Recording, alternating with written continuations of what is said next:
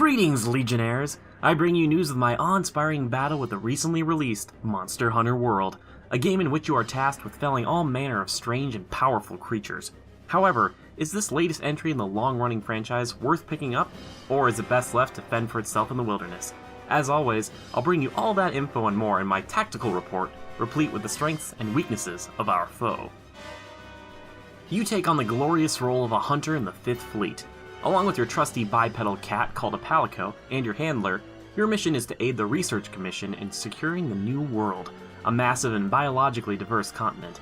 To aid the researchers in their studies, you are tasked with exploring this new frontier, establishing campsites for further exploration, and most importantly, capturing or slaying monsters. Upon your arrival, a massive elder dragon known as Zora Magdaros is also approaching the New World, and its involvement could destroy the foothold the Research Commission has created there. It now falls upon your shoulders to deter this gargantuan beast from annihilating your comrades. Let's begin as always with the best qualities of our foe. Never has a game been so aptly named, and for it, I'll describe why the monsters, the hunting, and the world itself are exceptional. Firstly, the most striking and magnificent aspect of the game are the monsters themselves. They are truly the stars, and each one provides not only an interesting challenge, but a true feast for the eyes. Never before have animals been represented in a game that feel this truly alive, not only when they are trying to rip you limb from limb, but in their everyday lives as well. One wyvern you hunted on a previous mission might be seen on a subsequent expedition drinking water from a stream, or creating huge gashes in the trees to mark its territory. The originality goes a long way here, which shows in their design. A mishmash of certain critters you know in reality, melded together and infused with just a touch of nightmares, create deadly combatants, keeping repeated scuffles visually engaging. These animals demand your attention, and to take them lightly is to invite catastrophe. Secondly, the combination of hunting and fighting is fantastic. Each of the 14 different weapons offers a unique playstyle that drastically alters how you face off against any given monster. While the majority of your armaments demand you stay within melee range of your target, there are a few that allow you to play the game more like a third-person shooter, if that's what you prefer. Each swing of the sword, loose of a bowstring, or smack of the hammer feels impactful as you whittle away at your prey. This continued effort is rewarded when you're able to break off a horn or slice off a tail, mitigating the lethality of certain creatures. The cinematic quality of these lengthy encounters feels truly awesome. Dodging a charging beast at the right moment, flying high in the air to deliver a devastating attack, or knocking down a particularly irksome opponent is immensely gratifying. After felling your adversary, the materials you collected can be used back at base to craft specific armor or weapons of your most recent kill. This contextualization of truly implementing pieces of these monsters into your own attire and hunting equipment makes your accomplishments feel ever-present. Synthesizing a sword from scales of one monster to destroy another makes you feel like a predator that is always rising up the food chain. Acquiring parts that add different elemental damage to your longbow, or obtaining a set bonus from having enough pieces in a suit of armor, is addicting. It's just one piece to the seemingly eternal cycle of the title. The best hunters use every trick in the book to overcome their obstacles. This means using terrain to leap upon a monster's back to get in some extra damage, pitting creatures against one another, and finally creating items to survive the hunt. Everything you see and pick up in Monster Hunter World has value.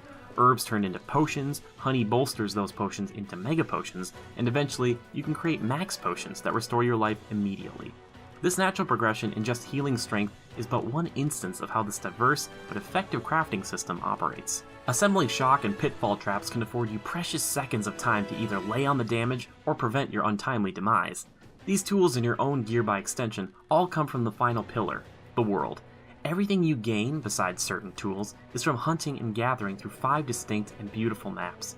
Each holds secrets, advantages, and certain hunting opportunities.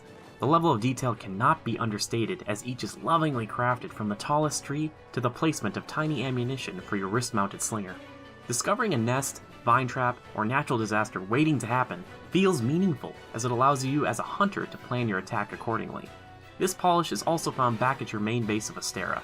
This is one of the most interesting and fun hubs I've ever seen in a game. To craft it out of a fleet of ships makes perfect sense, as they wouldn't have time to harvest lumber upon initial arrival. Visiting the multiple tiers keeps the environment fresh, but manageable.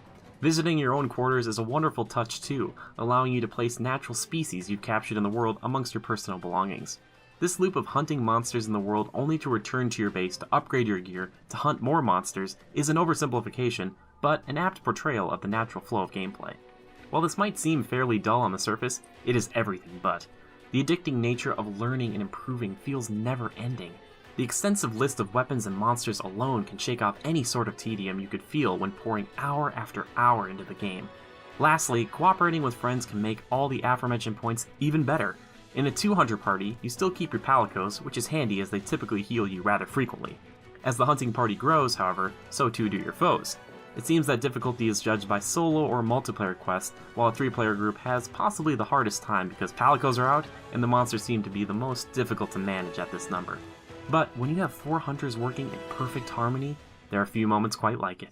Coordination is key as your comrades can inadvertently hit you out of your weapon combos. While Monster Hunter World is still excellent alone, it is even better with allies. While no game is without flaw, Monster Hunter World is pretty close. It does suffer from typical open world issues such as clipping, texture popping, etc. The story isn't really one to write home about either. It isn't bad, but it's serviceable at best. Monster Hunter World is, upon entry, a bit overwhelming too, and matchmaking with friends is cumbersome. But honestly, those things don't really matter when there's so much fun to be had. Truly, the good in this game eclipses the bad. Overall, Monster Hunter World is phenomenal. The design and execution of these creatures is superb. Fighting is demanding and gratifying in the best ways, and everything in this world itself feels real.